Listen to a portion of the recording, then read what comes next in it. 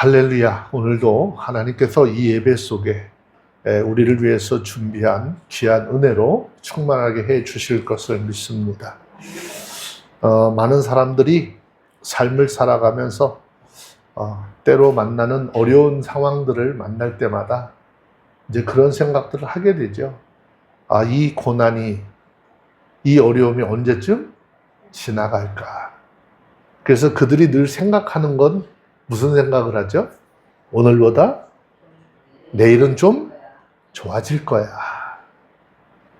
또 내일보다는 모레가 좀 좋아질 거야. 먼저 그런 생각으로 기대하면서 사는 것이 우리 인생들의 삶이잖아요. 저는 이제 이번 주 중에 설교를 준비하면서 그런 생각을 해봤어요. 대한민국이라고 하는 곳에 살고 있는 국민이라면 아마 누구나 할 것 없이 이런 똑같은 생각을 하고 있지 않을까라는 생각을 해봅니다. 나라가 정치적으로, 경제적으로 좀 안정이 되어서 모두가 편안한 삶을 살기를 원하는, 이것이 아마 대한민국에 사는 모든 사람들의 어떤 그 기대치고 소원이지 않을까라는 생각을 해봅니다. 우리 주변에 예전에는 우리보다 훨씬 잘 살던 그런 나라들이 지금은 형편없는 나락으로 떨어져 있는 그런 삶을 사는 곳들을 굉장히 많이 보게 되거든요. 그걸 보면서 마음이 편안해야 되는데 편안하지가 않아요. 이것은 지금 우리의 삶의 주변의 정세라든지 어떤 삶의 환경들을 좀 보면서 우리가 느끼는 그러한 일들일 거예요. 자, 그런데 많은 사람들이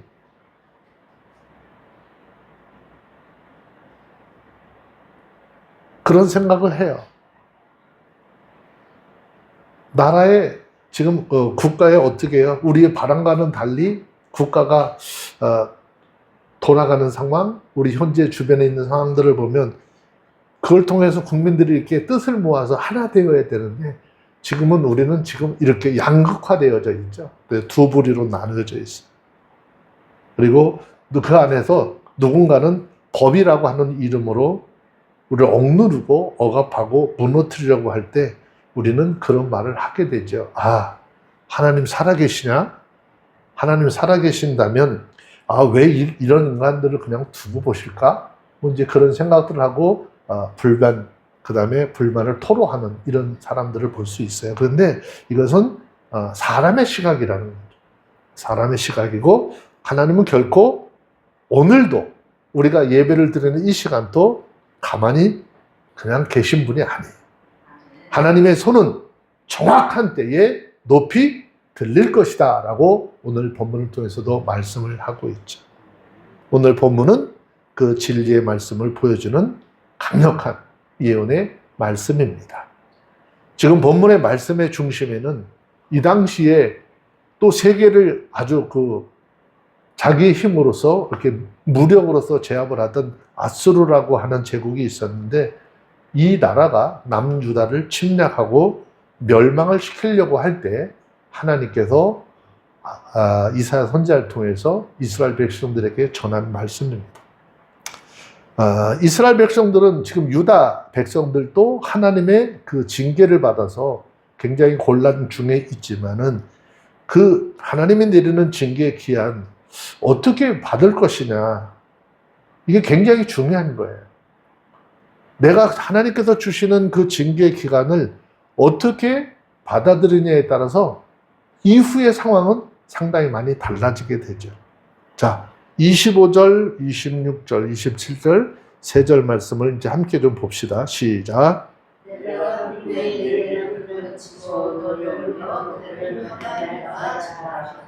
만군의 여호와께서 채찍을 들어 그를 치시되 오래 반석에서 미디안 사람을 쳐 죽이신 것 같이 하실 것이며 막대기를 드시되 바다를 향하여 애굽에서 드신 것 같이 하실 것이라. 그 날에 그의 무거운 짐이 내 어깨에서 떠나고 그의 멍에가 내 목에서 벗어지되 기름진 까닭에 멍에가 부러지리라 그랬어요. 25절의 말씀에 보면 하나님은 내가 불구하고 내게 있는 분을 그치고 뭐 그런 말씀 하셨죠? 여기에 내가 불구하고 라고 하는 이 말의 뜻을 굉장히 중요하게 여겨야 돼요. 이 말의 뜻은요, 어떤 뜻이냐? 내가 오래지 않아서 그런 뜻이에요. 내가 오래지 않아서. 그러면 이 말을 다시 정리를 하면 무슨 뜻일까요? 내가 오래지 않아서 내가 너희를 향한 분을 그치고 너희에게 임했던 너를 너희 백성의 고통에 안겼던 그들로 어떻게 옮겨서 오히려 너희들에게 이렇게 힘들게 하던 그들을 어떻게 멸하실 것이다 라는 말씀입니다. 즉 하나님은 유다에 대한 진노를 빠른 시일 안에 그치고 그들을 다시 회복시킬 것이다 라고 하는 것을 말씀하는 거예요. 그런데 이건 전제 조건이 그냥 가만히 있어서 되는 것이 아니라 그들이 철저하게 하나님 앞에 회개하고 돌아올 때 하나님께서 하실 일이에요. 이 말씀은 아수르의 침략을 받아서 엄청난 시련 가운데 있는 유다 사람들에게 굉장히 큰 위로와 소망이 되었을 것입니다. 그렇다면 이렇게 하나님께서 자기 백성에 대한 분노를 그칠 때가 과연 언제쯤일까? 하나님은 얼마나 하나님의 백성들을 징계하셔야 그 분노를 그치실까? 우리는 그 기간을 단정하여 말할 수는 없는 것이겠죠. 범죄한 하나님의 백성에 대한 하나님의 징계의 기간은 전적으로 누구의 권한에 달려 있을까요? 하나님의 권한, 하나님의 뜻에 달려 있는 것이지 우리가 그 기간을 정한다거나 정확히 안다라고 하는 것은 사실상 불가능한 것이죠. 그리고 하나님의 징계의 기간은요, 똑같을까? 항상 같지 않습니다. 경우에 따라서 불과 몇 달이 될 수도 있고 때로는 수십 년이 될 수도 있습니다. 아수르를 통한 유다의 징계 기간은 1년이 넘지 않을 것으로 학자들은 이렇게 추정을 하고 있어요. 그런데 바벨론을 통한 유다의 징계 기간은 무려 70년이나 되는 긴 세월을 지나게 하시죠. 하나님이 자기 백성에 대한 징계 기간은 되도록 최소한 짧게 하고자 하지만 그 징계 기간은 얼마든지 달라질 수도 있다라는 것이죠. 그러면 하나님의 징계 기간은 어떻게 좀 달라질 것이냐? 어떤 기준으로 결정이 될까? 그것은 징계를 받는 하나님의 백성들의 상태에 달려있다.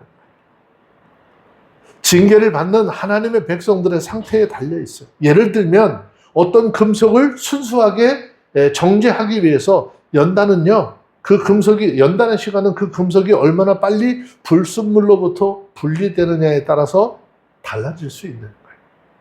불순물이 많으면 많을수록 그 불순물의 분리가 더디면 더딜수록 당연히 연단의 시간은 길어질 수밖에 없는 것이죠. 한번 연단해서 순수한 금속을 얻지 못하면 또 다시 연단을 해야 하고 그러면 자연히 그 연단의 시간은 길어질 수밖에 없는 것이죠. 우리가 알고 있는 것처럼 14금과 18금과 24금의 차이는 엄청나게 큰 거잖아요. 18금을 가지고 24K를 만들려고 했더니 나중에 절반pen이 안 나온대요. 불순물이 다 빠져나가면.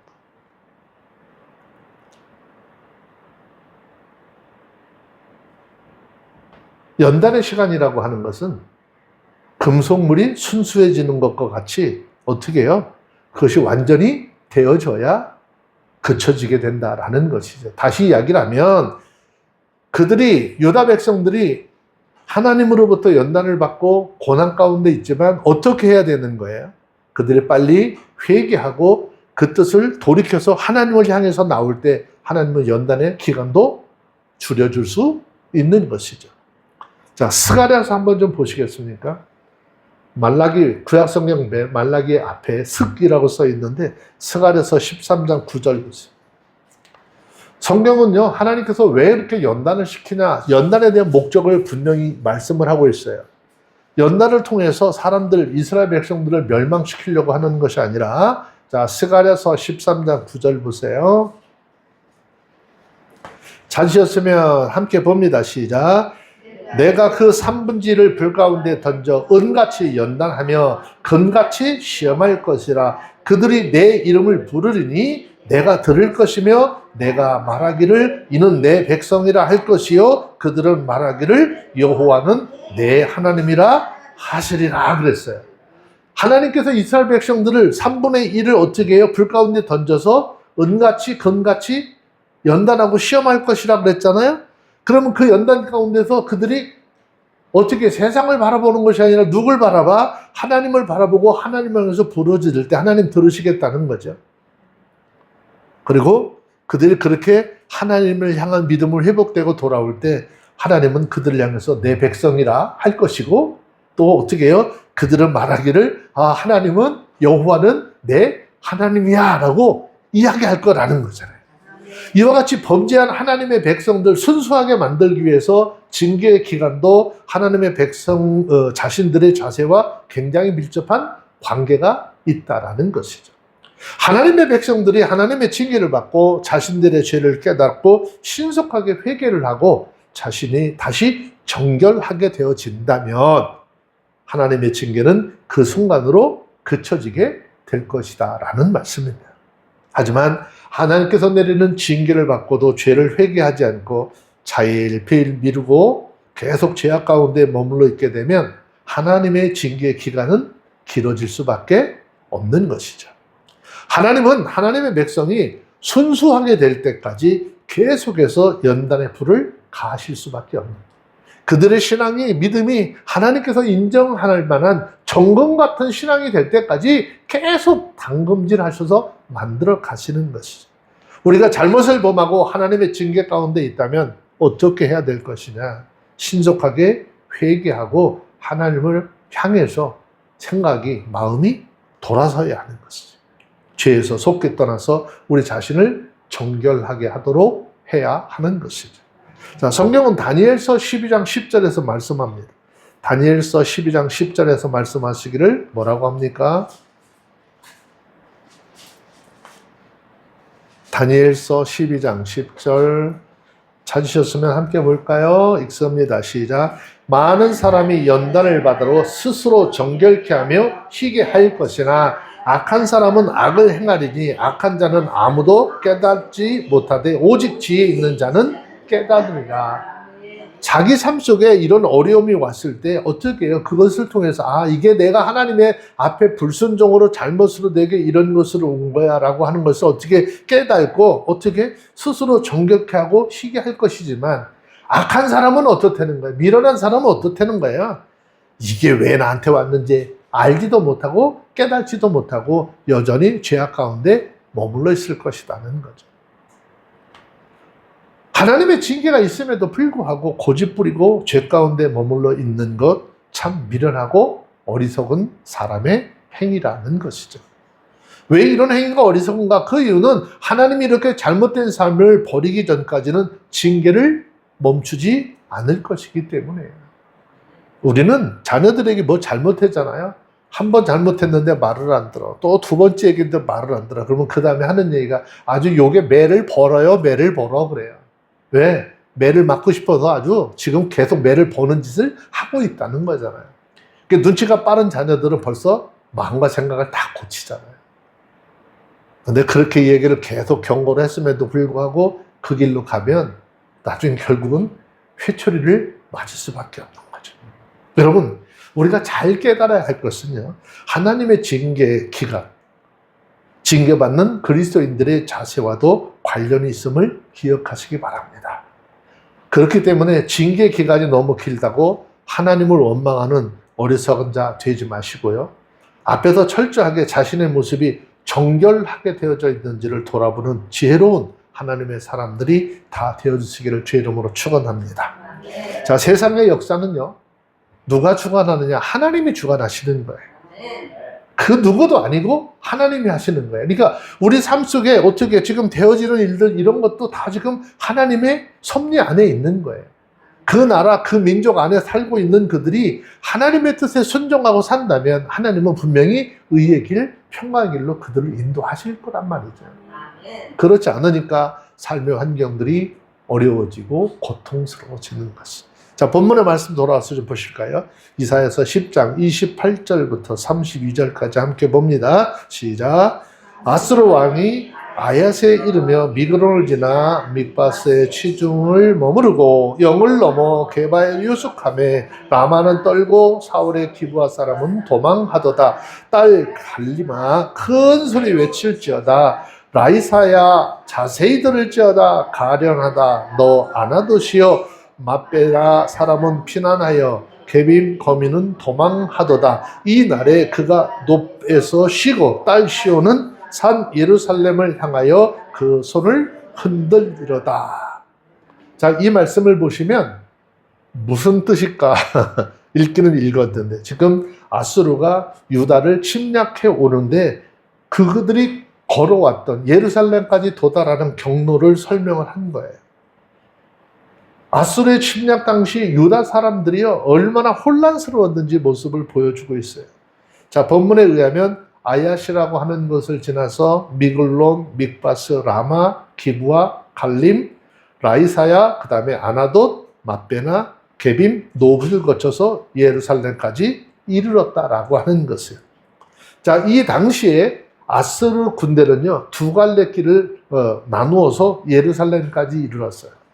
아수르 왕 사네립이 이끄는 주력 부대는요 애굽의 공격을 염두에 두고 지중해 연안 쪽으로 해가지고 애굽과 국경인 라기스라고 하는 곳에 진지를 치고 거기서 상대를 혹시 뒤에서 오는 그 대적들이 있을까 견제를 하면서 일부는 이렇게 예루살렘 향해서 진격할 수 있도록 했습니다.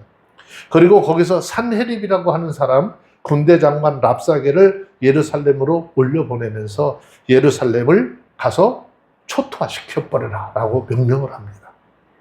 그리고 아수르의 다른 한 부대는 본문에서 말하고 있는 것 같이 팔레스타인의 중앙길을 따라서 성을 가는 길에 있는 성이랑 성은 다 정복했어요. 그러면서 예루살렘까지 남하를 하게 됩니다. 결국 온 유다는 아수르군에 의해서 초토화될 수밖에 없었습니다. 예루살렘은 남쪽과 북쪽은 동시에 공격을 다 받게 되는 것이죠. 여기서 우리들은 이 당시 유다의 상황이 얼마나 급박했는지를 짐작을 해볼 수 있는데 이런 거는 뭐 굳이 이런 나라의 설명을 들어서 얘기하고 우리나라의 역사를 보면 고구려의 역사를 보면 중국 사람들하고 전쟁을 벌이고 밑에는 백제와 신라가 경계를 이루었는데 꼭 중국하고 손잡고 아래 위에서 쳐요. 이런 일들은 뭐 이미 우리 역사를 통해서 많이 알고 있는 일이죠. 그럼 가운데서 샌드위치 된 이 나라가 얼마나 앞뒤로다가 그걸 막아야 되니까 얼마나 고생을 할까. 또 그것을 침략을 당하는 지역들은 얼마나 힘들고 어려운지 잘 알고 있죠. 자, 오늘 우리가 이 말씀을 통해서 기억할 것은 본문에 이미 일어난 일을 기록을 한 것이 아니라 앞으로 일어날 일을 예언적으로 기록했다라는 사실을 기억하셔야 돼요. 그러니까 어떤 사람은 이렇게 이야기해요. 성경이 이게 어떻게 앞으로 100년 후에 일어날 일들을 이렇게 얘기했겠냐. 이미 다 겪고 난 다음에 기록한 거 아니냐라고 하죠. 근데 우리는 성경의 영감서를 부정하는 그런 사람들의 얘기를 들을 게 아니에요. 성경이요, 본문에 같이 미래의 날 일들을 자세하게 기록해 놓은 것을 예언 아니라 이미 일어난 일을 저자가 마침에 어떻게 미래에 일어날 일인 것처럼 그렇게 기록했다라고 주장하는 사람들이 있는데 이 사람들은 성경의 완전성을 인정하지 않는 사람들이에요. 계시록은 그러면 이미 다 일어난 일이라 기록해 놨을까요? 그건 아니잖아요. 자, 한번 보세요. 디모데후서 3장 16절 보면 모든 성경은 다 하나님의 감동으로 된 것이라고 그랬어요. 그래서 교훈과 책망과 바르게 함과 의로 교육함에 유익하다. 앞으로 되어질 일까지도 다 미리 말씀하셔서 이들이 말씀을 듣고 순종했다면 이런 일이 일어나지 않았을 거예요. 한번 봅시다. 디모데후서 3장 16절 시작. 모든 성경은 하나님의 감동으로 된 것으로 교훈과 책망과 바르게 함과 의로 교육하기에 네, 분명히 성경의 모든 말씀이 하나님의 영적인 감각과 능력으로 기록되었다라고 증거하고 있습니다. 따라서 본문의 말씀도 이미 일어난 사건을 기록한 것이 아니라 예언의 앞으로 일어날 일을 기록한 것이. 즉 이사야는 하나님의 감동하심에 따라 앞으로 되어날 사건들을 마치 이미 일어난 일을 눈으로 직접 보기라도 한 것처럼 아주 세세하게 기록을 했다라는 것입니다.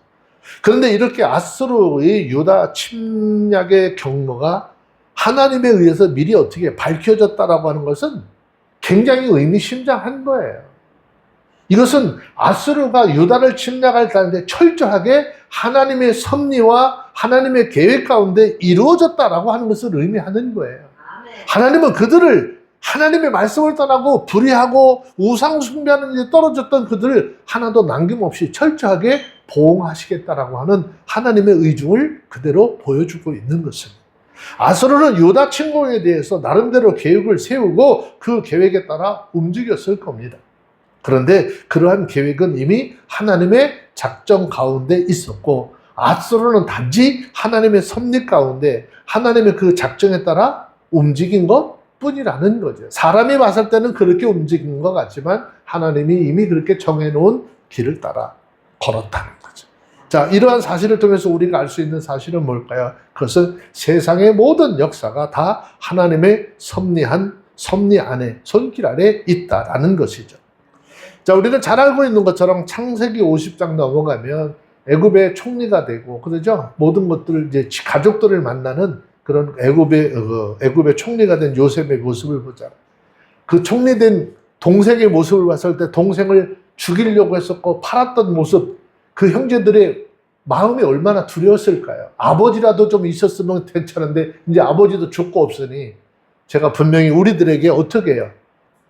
피해를 보상하라고 하든지 원수를 갚을 거야 라고 하는 생각을 하는데 그때 뭐라고 했어요? 자, 창세기 50장 19절 20절.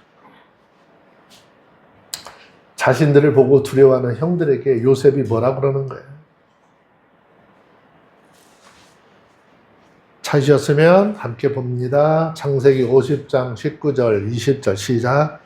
요셉이 그들에게 이르되 두려워 마소서 내가 하나님을 대신하리이까 당신들은 나를 해하려 하였으나 하나님은 그것을 손으로 바꾸사 오늘과 같이 만민의 생명을 구원하게 하시려 하셨나니. 형들은 내가 미워서 나를 장사꾼으로 해서 죽이려고도 했었고 장사꾼을 다 팔아서 이렇게 나를 버렸지만 이것은 하나님이 계획 안에 있었던 것이다. 내가 그래서 벌을 하나님이 하실 건데 그 심판을 내가 대신 하겠냐. 하나님 대신. 그러니까 당신은 우리 형제들은 두려워하지 말라라고 하죠. 이 말은 하나님의 섭리하심에 대한 고백인 거죠. 우리가 분명히 알아야 될 것은요. 하나님을 믿는 하나님의 백성이든지 하나님의 백성이 아니든지 모든 사람은 궁극적으로 하나님의 섭리 안에서 살아가고 있고 움직이고 있다는 사실을 인정해야 하는 것입니다. 자기가 아무리 계획을 세우고 그 계획을 뜻대로 움직인다고 할지라도 그것은 이미 하나님이 작정 가운데 생겨진 일이라는 것입니다. 잠언 16장 33절 말씀해 보시면 잠언 16장 33절 말씀해 보면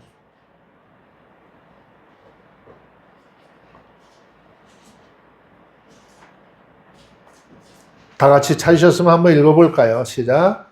사람이 제비는 뽑으나 그 일에 작정하시는 여호와께 있느니라. 아멘. 그러므로 우리들의 이러한 하나님의 섭리에 대해서 인정하고 쉽지 않겠지만 그 뜻을 순종할 수 있어야 하는 거예요. 저도 그런 생각을 해보죠. 아예 저를 목사를 만들려고 했었으면 아예 어렸을 때 그냥 쭉 그 길로 가게 하시든지 왜 이렇게 세상이라고 하는 곳에 나와서 많은 실패를 맛보게 하고 고난과 연단을 맛보게 하셨을까? 당시에는 굉장히 많은 불편함도 있었고 마음속에 불만도 굉장히 많았는데 지금 이제 이 나이 되어서 하나님의 왜 이렇게 하셨는가를 보니까 목회자는 세상에서 성공한 사람들의 기쁜 마음도 알아야 하고 실패해서 슬픔 가운데 있는 그 마음도 알아야 합니다. 그 삶이 너무 힘들고 어려워서 죽고 싶은 마음을 가진 사람의 마음도 알아야 하는 것이죠. 그래서 그들에게 하나님의 마음을 가지고 말씀으로 위로해야 되는데 내가 경험해 보지 않았으니까 위로할 수 없어요. 내가 경험을 해봤더니 그 마음을 어떻게 해요? 알겠어요.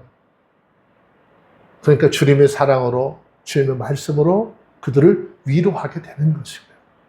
더 같이 콧물 짜면서 눈물을 흘리는, 그래서 서로의 마음이 하나 돼서 하나님의 은혜 가운데 머물게 되는 그런 은혜의 역사가 있는 것이죠.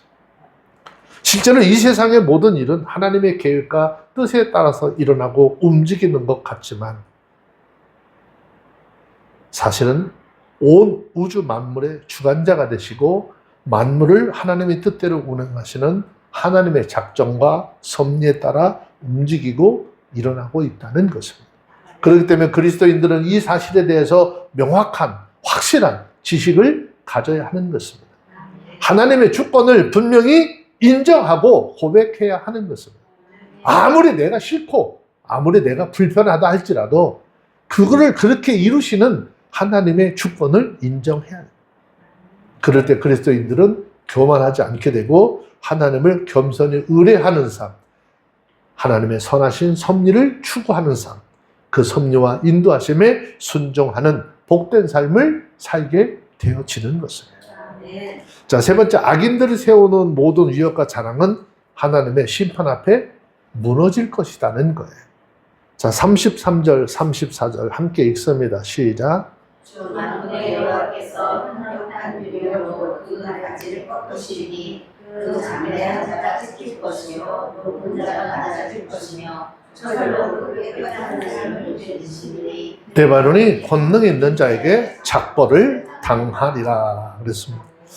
자, 이 말씀은 아모스 10장 5절 이하로부터 기록된 말씀처럼 타락한 하나님의 택한 선민을 징계하는 도구로 사용이 되었습니다.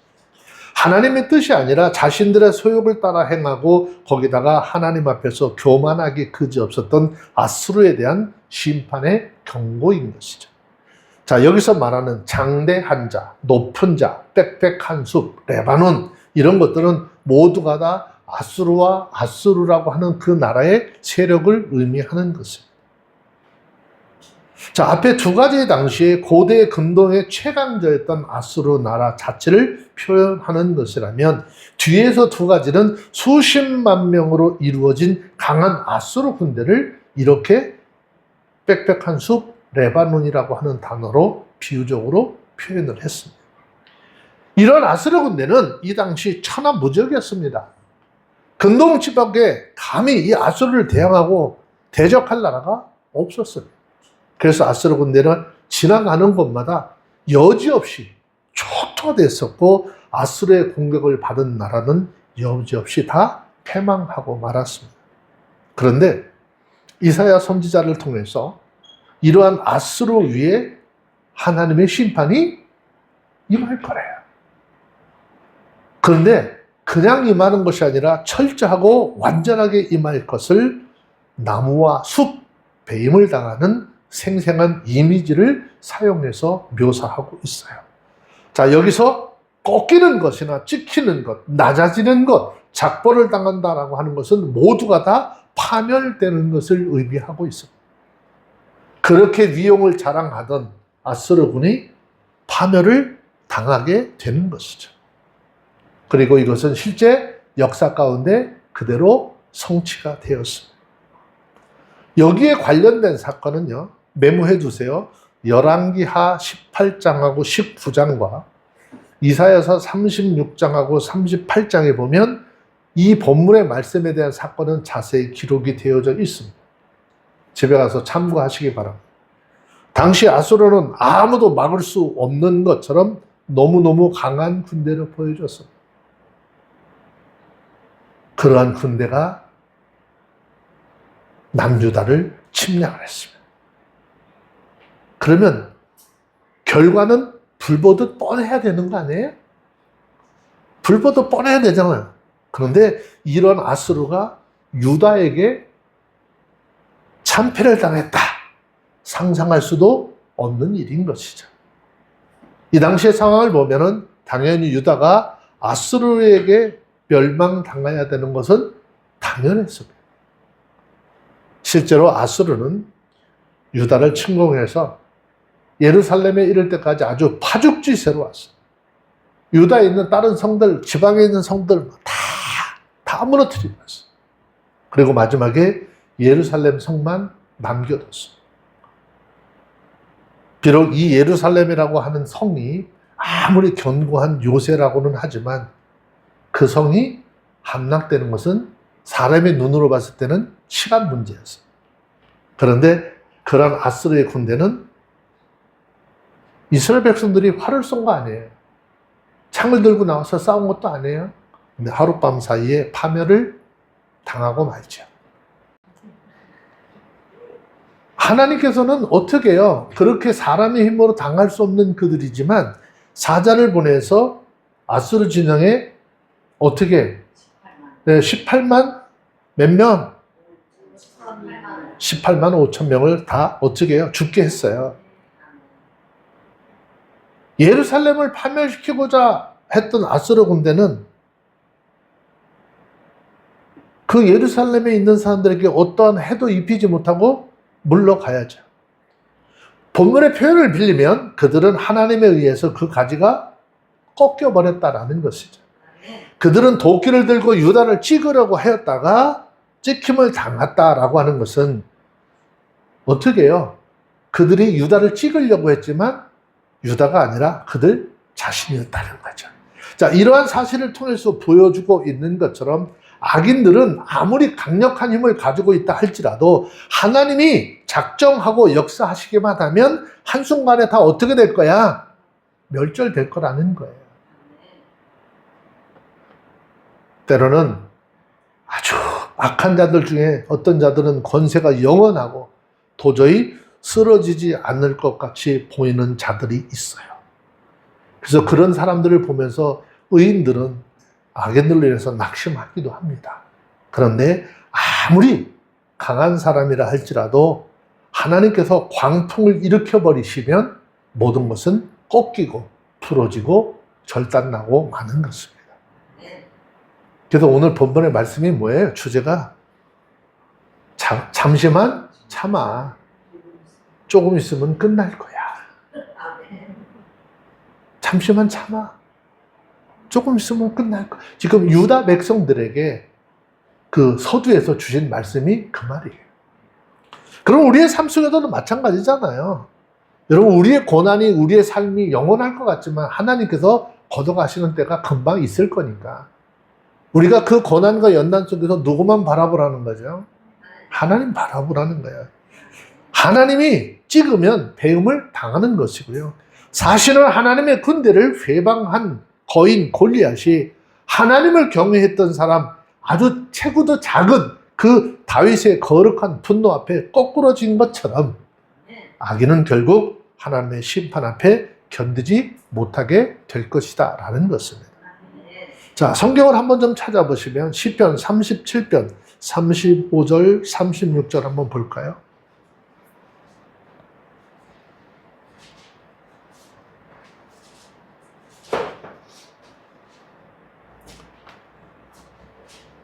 시편 37편 35절 36절 시작. 내가 악인이 큰 세력을 본즉 그 본토에 선 푸른 나무의 무성함 같으나 사람이 지날 때 저가 없어졌으니 내가 찾아도 발견치 못하였도다. 아무리 강력하고 대단한 나라인 것처럼 그렇게 여겨졌지만 하나님의 징계, 하나님의 심판이 임하고 나면 사람이요 가서 찾아볼래야 찾아볼 수 없는, 흔적도 찾아볼 수 없는 그런 존재가 되어버리고 만다라는 것입니다. 그러므로 악한 자들이 강한 힘으로 의인을 핍박하고 온갖 회방을 일삼다 할지라도 두려워할 필요가 없습니다. 하나님께서 작정하시고 역사하시기만 하면 우리 성도들과 교회를 위협하는 자들, 그들이 아무리 강한 자들을 할지라도 순식간에 멸절을 당하고 말 것이기 때문입니다. 특히 하나님께서 하나님의 백성들과 교회가 악한 자들에게 멸망당해서 없어지도록 수수방관하지 않을 것입니다. 하나님께서 하나님의 백성이 잘못할 때 일시적으로 악인들의 손에 붙여서 그 죄책을 뉘우치게 하시지만 결국 하나님의 백성들이 회개하고 돌아올 때 악인들을 멸하시고 자기 백성들을 구원하시는 놀라운 은혜를 베풀어 줄 것입니다. 그러므로 그리스도인들은 여기에 대한 확신을 가지시고 악의 세력들이 끊임없이 우리의 삶을 위협할지라도 담대하게 신앙의 경지를 정진해 나가는 저와 여러분들이 다 되어 주시기를 주의 이름으로 축원합니다. 자, 성경 한 절만 다시 한번 읽어보시고 마치도록 합니다. 24절에 있는 말씀을 마무리 말씀을 한 번 더 읽습니다. 시작. 주 만군의 여호와께서 가라사대 시온에 거한 나의 백성아, 앗수르 사람이 애굽을 번받아 막대기로 너를 때리며 몽둥이로 들어 너를 칠지라도 그를 두려워 말라. 왜? 25절에서 그랬어요. 잠시 잠깐 있으면 끝날 거야. 그 말이죠? 아까 설명해 드렸잖아요. 그러니까 우리 삶 속에 있는 어려운 것들은 그냥 영원토록 갈 것이 아니라 우리가 하나님 앞에 빨리 회개하고 기독교인들이 교회가 먼저 회개해서 하나님께로 돌아오는 역사가 있어야 하는 것이죠. 그럴 때 하나님의 은혜가 우리의 삶 속에 다시 이 나라 위에 임하게 되시고 치리하는 역사가 있게 될 줄로 믿습니다. 기도하겠습니다. 우리 아버지가 되시는 하나님, 때로는 하나님의 손이 보이지 않을 때 우리는 낙심하고 불안에 떨기도 합니다.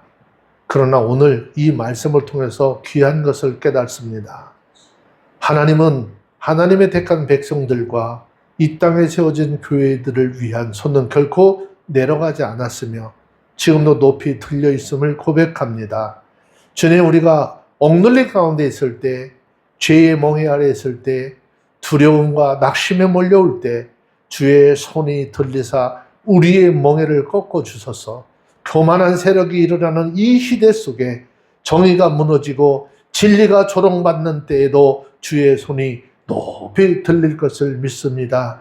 주님, 조금 있으면 일어나고 하신 말씀을 기억하게 하시고 기다리는 믿음을 잃지 않게 하여 주시옵소서. 그 손으로 우리를 붙드시고 그 손으로 회복하시며 그 손으로 이 민족과 이 교회를 다시 일으켜 세워주시고 우리 주님 영광 드러내 주시기를 우리 주 예수 그리스도의 이름으로 기도합니다. 아멘.